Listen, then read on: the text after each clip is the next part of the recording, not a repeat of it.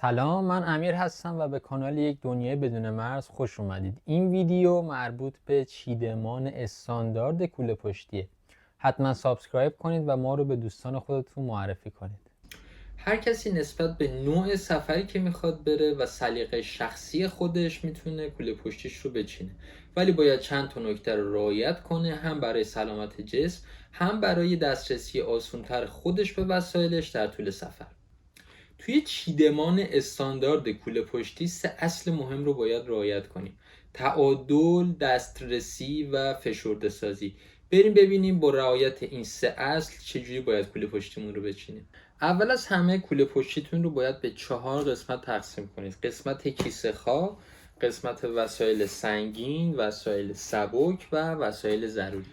قسمت کیسه خواب، همونطور که از اسمش هم مشخصه، شما کیسه خوابتون رو در این ناحیه یعنی پایین کوله پشتی قرار میدید و همینطور میتونید وسایلی که در طول روز استفاده ندارید هم با کیسه خوابتون در این ناحیه بذارید.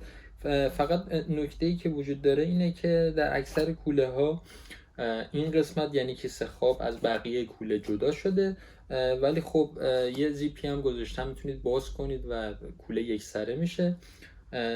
فرقی نمیکنه، در هر دو حالتش میتونید استفاده کنید نسبت به سلیقه شخصی خودتون. فقط اینکه یک نکته مهم وجود داره، اونم اینه که اصلا وسایل سنگینی که در طول سفر قرار حمل کنید رو توی این ناحیه از کوله پشتی قرار ندید، به خاطر اینکه کولتون رو به سمت پایین میکشه و فشار مضاعفی روی شونه های شما میاد و باعث آسیب دیگیتون میشه.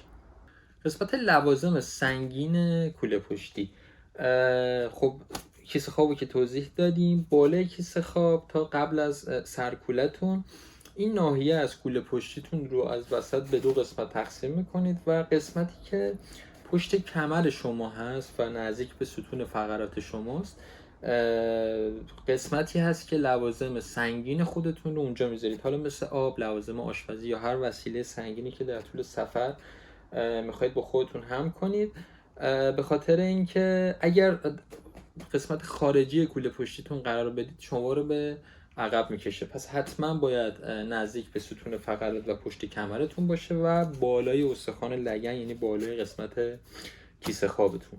توی این قسمت از کوله یعنی لوازم سبک یعنی جلوی لوازم سنگینتون میتونید لباس هاتون و یا هر وسیله دیگه‌تون رو قرار بدید. لباس ها رو هم توی تمام قسمت های کوله میتونید به صورت لول شده توی هر قسمت قرار بدید و اون منافذ خالی کولتون رو باهاش پر کنید. البته یه سری پک ها هم وجود داره که میتونید خریداری کنید، چند تا پک هست که میتونید وسایلتون رو از همدیگه جدا کنید، مثل لوازم بهداشتی، لباس های مثلا خنک یا گرمتون رو. فقط پیشنهاد من اینه که اگر میخواید از پک هم استفاده کنید، از رنگ های مختلف استفاده کنید که دسترسی و پیدا کردن وسایلتون براتون آسان تر باشه. و قسمت آخر یعنی سرکوله و یا مغز کوله که وسایل ضروری سفرمون رو داخلش میذاریم، مثل پتو اضطراری، کاپشن و یا بارونی که هر لحظه ممکنه بهش احتیاج داشته باشید و مجبور نباشید که وسایل کوله رو خالی کنید تا بتونید یکی از وسایلی که بهش احتیاج دارید رو از توش بردارید. البته وسایل نیمه ضروریتون مثل عینک، ضد آفتاب و یا هدلایتتون هم در این ناحیه میتونید بذارید. البته که خب جیب های دیگه هم تعبیه شده توی کوله ها که از اونها هم میتونید استفاده کنید. در آخر ویدیو هم بگم که وقتی وسایلتون رو کامل چیدید و نکاتی که گفتم رو رعایت کردید، میتونید از فشرده سازهای خود کوله که تسمه‌هایی که در کنار و بالای کوله قرار داره استفاده کنید و وسایل رو داخل کوله‌تون فیکس کنید و وقتی که اون رو روی زمین میذارید قبل از اینکه روی دوشتون بذارید، کوله نباید تکون بخوره و بیفته. این یعنی اینکه تعادل رو توی چیدمانتون خوب رعایت کردید. بعد اینکه این کار انجام دادید، کوله رو روی دوشتون قرار بدید.